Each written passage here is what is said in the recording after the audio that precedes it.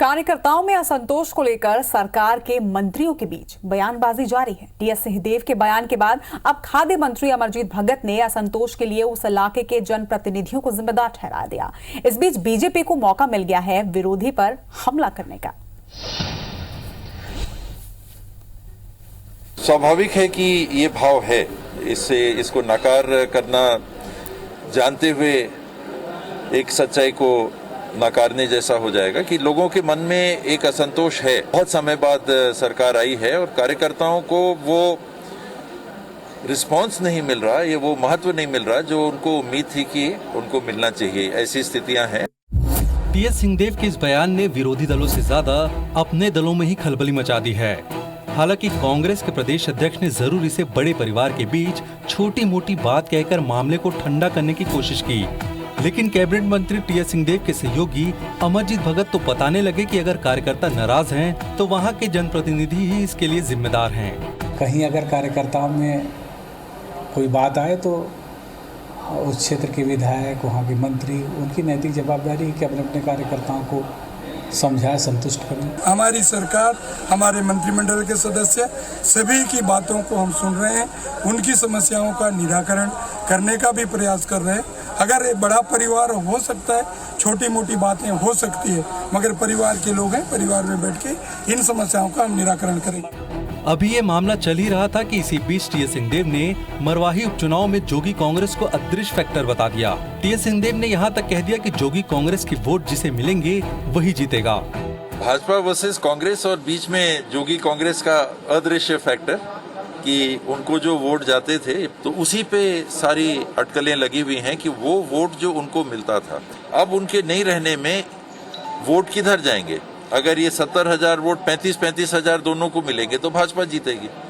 अगर 40,000 कांग्रेस को मिलेंगे और 30,000 भाजपा को मिलेंगे तो कांग्रेस जीतेगी। पूरे मसले पर मंत्रियों की बयानबाजी ने बीजेपी को मौका दे दिया है। बीजेपी नेता सिर्फ सरगुजा में ही नहीं पूरे राज्य में असंतोष बता रहे हैं। स्वास्थ्य मंत्री जी ने ये बयान दिया कि असंतोष है, न केवल अंबिकापुर में, करीब करीब प्रदेश भर में यही स्थिति बनी हुई। मरवाही उपचुनाव के बीच बड़े नेताओं में कार्यकर्ताओं की नाराजगी को लेकर बयानबाजी पर सियासत चल रही है। बीजेपी इसका फायदा उठाने की पूरी कोशिश कर रही है। Bureau report IBC 24। चलिए, और इस विषय पर चर्चा करने के लिए इस वक्त हमारे साथ जुड़ रहे हैं कांग्रेस से नेता रमेश वर्लियानी जी। रमेश जी, आपका बहुत बहुत स्वागत है IBC 24 में। नमस्कार। नमस्कार रमेश जी, आपको भी पता है कि कल से लेकर आज तक में क्या कुछ चल रहा है, और अभी जो अमरजीत भगत जी का बयान सामने आया है जिसमें उन्होंने कहा है कि जनप्रतिनिधि संतुष्ट होंगे तो कार्यकर्ता भी संतुष्ट होंगे। ये जनप्रतिनिधि कौन, किसके बारे में ये कहा गया है, ये आपसे हम जानना चाहते हैं। देखिए, जनप्रतिनिधि का मतलब उनका ये है कि जो कार्यकर्ताओं की शिकायतें हैं या कोई पीड़ा है जी, तो उनको दूर करने का काम उस इलाके के जनप्रतिनिधि का है जी। असल में इसके पीछे जो सिंहदेव साहब के सामने जो पीड़ा लोगों ने व्यक्त की है ना, वो उसका मूल कारण ये है कि 15 साल के रमन राज में जो सरकारी सिस्टम है वो इतना नकारा हो चुका है कि आम आदमी, जिसमें हमारा कार्यकर्ता भी शामिल है, सरकारी दफ्तरों में जो काम समय पे होना चाहिए, टाइम लिमिट पे होना चाहिए, वो नहीं हो रहा है। उसको दुरुस्त करने की आवश्यकता है। मेन चक्कर ये है तो जो 15 साल का डेडलॉक है, 15 साल की जो बुराइयां हैं वो 1 साल में, 1.5 साल में खत्म हो जाए ऐसा तो नहीं है।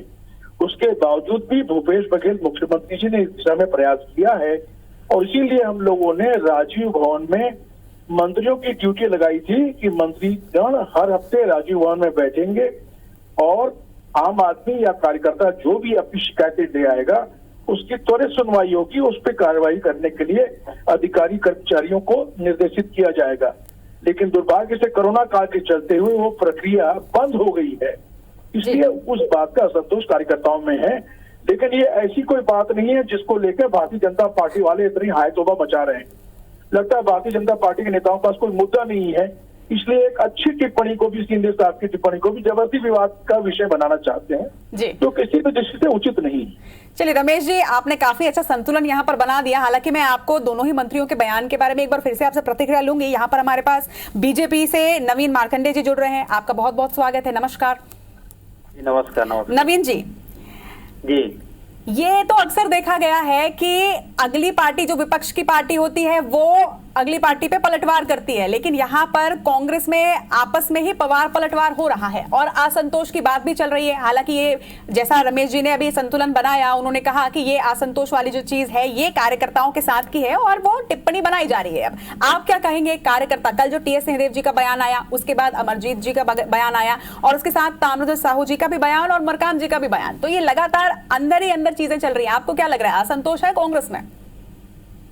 जी बिल्कुल, कांग्रेस में असंतोष है और उसका पुष्टि जो है इनके बड़े नेता जो है कर रहे हैं और करने के केवल कर ही नहीं रहे हैं, इनकी सड़ फुटअव्वल जो नीचे स्थिति बनी हुई है उसको भी ये बयान कर रहे हैं। और जिस तरह से नीचे के कार्यकर्ता, इनके कांग्रेस के कार्यकर्ता बद से बदतर स्थिति में है और वही इनके जो नेता है वो पूरा जो है भ्रष्टाचार में लिप्त है और पूरा डकार ले रहे हैं, डकार भी नहीं ले रहे हैं कहिए।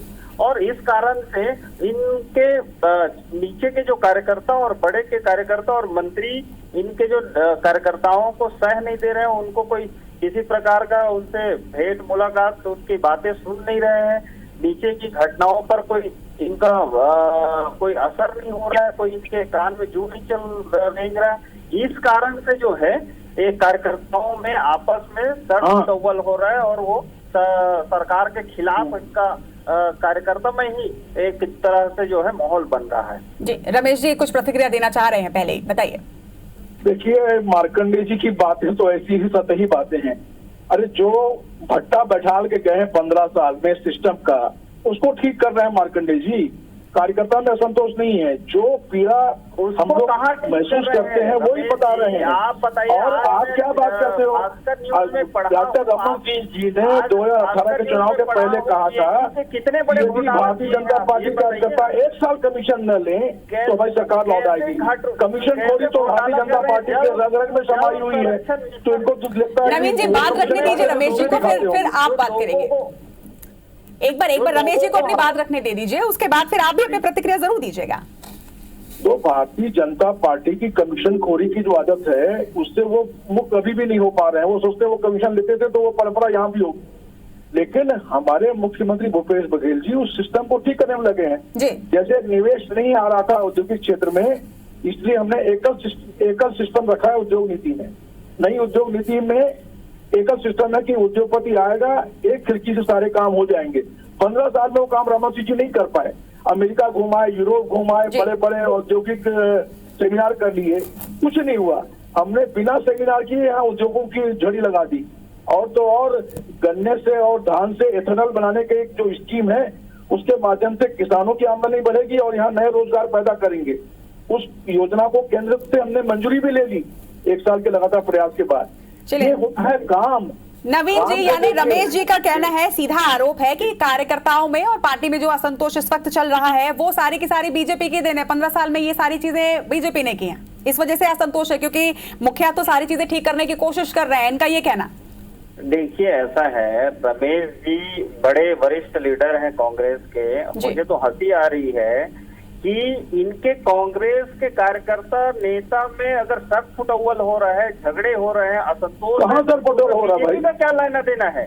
और दूसरी चीज ऐसा है कि आज मैं पीएचडी में पढ़ा हूँ जल संरक्षण मिशन के लिए, और जल अमृत मिशन में जो लोगों को, गरीब लोगों को पानी पिलाने के लिए केंद्र सरकार की बड़ी योजना है।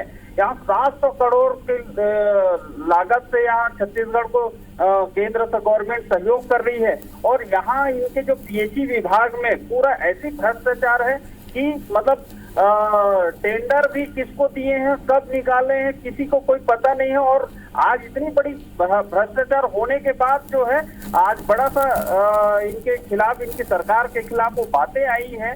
तो और चलिए नवीन जी, मुझे लग रहा है कि हम मुद्दे से भटक रहे हैं। दरअसल हमारा मुद्दा ये है कि आखिर टीएस सिंहदेव के बयान पर इतना घमासान क्यों मचा हुआ है। इसीलिए तो कह रहा हूँ, नवीन जी को मैं बता दूं कि हमारे संज्ञान में आया तो हमने कार्रवाई भी कर ली कि यहाँ के लोगों को कंपनी आदि काम मिलना चाहिए, नहीं बाकी लोगों को। इनके कांग्रेस में जो है आपस में सड़ फुटअव्वल है और नेताओं में, जैसे मुख्यमंत्री जी आपका टीएस सिंहदेव जी से सीधे वो बात नहीं करते हैं। इनके गृह मंत्री जी का अरे, कोई चलता ही नहीं है। आप मुगालते में मत रहिए भाई। बड़ी बड़ी घटनाएं हो रही है उसमें उनकी कोई प्रतिक्रिया नहीं आती, उनकी आप कोई मुगालते में एक्शन मत रहिए नहीं होता। मार्कंडे जी, तो ये मुख्यमंत्री सारी और चीजों में तो सिंहदेव साहब के बीच अच्छा तालमेल है। चलिए, मुझे लग रहा है कि हम शायद मुद्दे से भटक रहे हैं। मैं एक आखिरी सवाल रमेश वर्लियानी जी से करूंगी। आपने कहा रमेश जी कि ये सतही बात है, लेकिन गहराई में क्या है ये शायद कांग्रेस को ही पता होगा, क्योंकि जिस तरीके से पहले टीएस सिंहदेव जी का बयान आता है, उसके बाद उस पर मोहन मरकाम जी का बयान आता है, अमरजीत भगत जी का बयान आता है और उसके बाद ताम्रध्वज साहू जी का भी बयान आता है।